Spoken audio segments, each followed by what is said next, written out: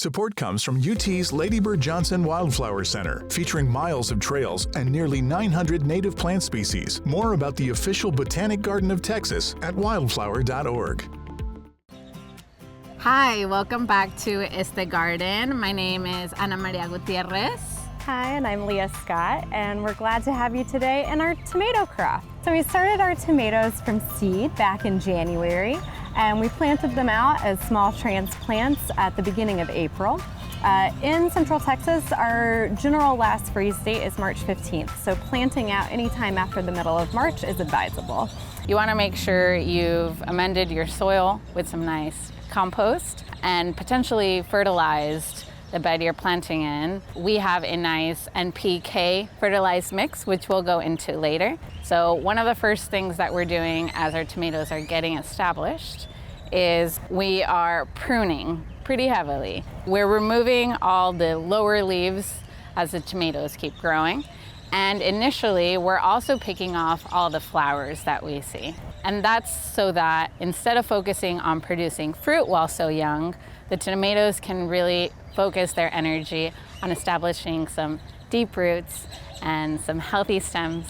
Additionally, pruning for our purposes helps keep the lower portion of the plants free from limbs and leaves that can get disease ridden or born in the soil. So a lot of tomato diseases come from soil, Septoria and Alternaria being the two most common ones, and you'll see those in yellowing and leaf spot, which is why I have this Gatorade looking mixture. It's just a sanitizer and water dilution. You can also use bleach and water, a 10-to-1 ratio, water being the 10 parts and bleach 1 part. And we just dip in our pruners in between our plants so that if there's any disease, we're not spreading it from plant to plant.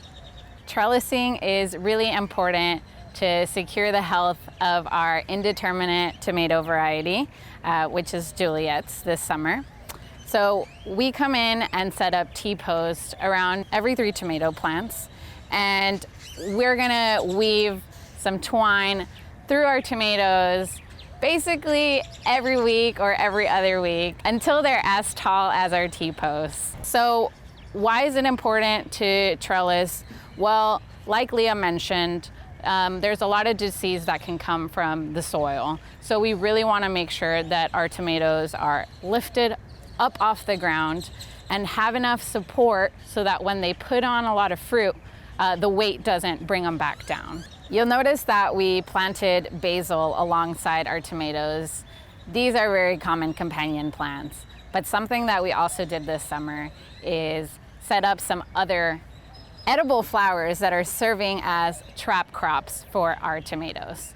So we have some flower beds growing nasturtium and borage that are serving as a crop that attracts certain pests. Specifically, we're finding harlequin bugs and deters them from coming on towards the tomatoes. As July approaches, most tomatoes might be seeing some of their last days. And this is when we started a practice last year of cloning our Juliet tomatoes. These are our fall Juliet tomatoes, and these are actually clones from our summer crop. If you look at along the stem, all of these little small hair-like follicles actually have the opportunity to become roots when they're submerged in soil. So in July, we topped our plants or cut them back. And so when you're cutting a plant, you always want to cut at the node. So we would cut kind of along the main stem.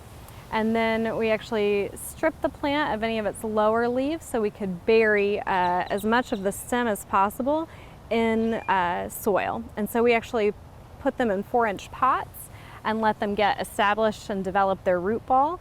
And then we transplanted them once those cuttings were well established at about a month old. We're now here in our pepper patch, and we seeded these plants in the same timeline. So they were seeded back in January, and then we transplanted them in April. And you'll notice that these are also trellised like our tomatoes. So it's a shorter trellising system, but the same principles hold true. And this is just really to support the plants and offer them some structure to help with any future wind that might be coming through our garden. Some really fun varieties that we're growing this year, apart from the traditional jalapeno and serrano peppers, We also have some sweet, small, spicy, including lemon drop and sugar rush peach. We're growing our Jimmy Nardello Italian pepper again this year, as well as our Flaming Flare Fresno. This one's one of my favorites. It's very sweet and spicy. We're trying our hand at some sweet bell peppers, so we're doing a California Wonder bell pepper this year, and of course some shishitos. Something that we did when planting our pepper crop is initially, just like with the tomatoes, we picked off any flowers that were starting to come. And I would also recommend that you harvest your first few peppers that are on your plants early on so that you can encourage your plant to keep producing more fruit.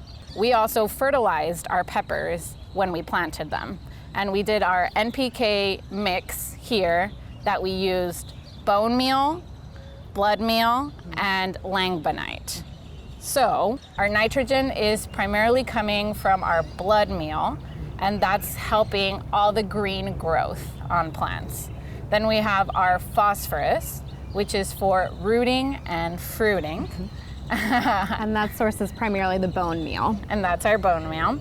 And then our langbonite is our potassium. And the potassium is particularly helpful for the movement of water and carbohydrates within the plant, as well as the tissues and structure of the plant. So with this combination of NPK, which you find listed on any premix fertilizer or compost, these are a combination for a healthy, well-rounded plant.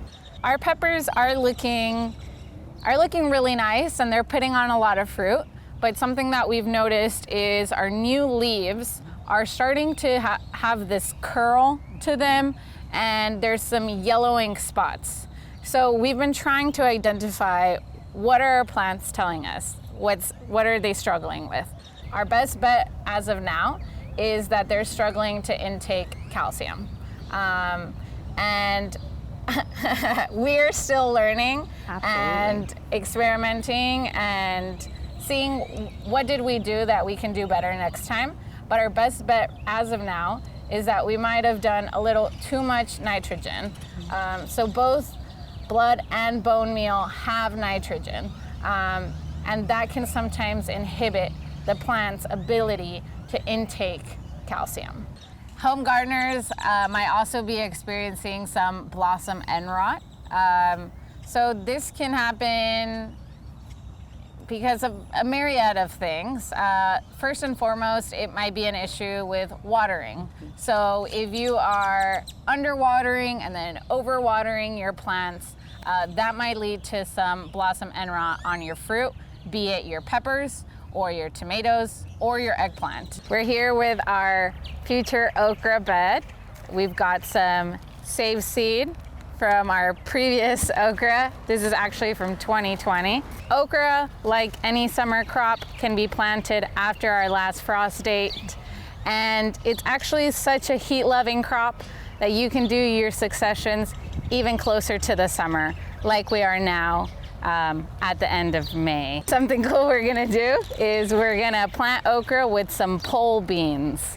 And the beans are gonna use the okra as a trellis. Beans are a legume. They're a nitrogen fixing crop, so they're great to pair with other heavy feeders. At the end of our okra season, which honestly can go all the way into our first freeze, we will be cutting the plants down at ground level, leaving those roots inside. Since we practice very low till here at Este Garden, we allow the roots to break down in the ground, feed all the microorganisms. It takes a village to make this possible.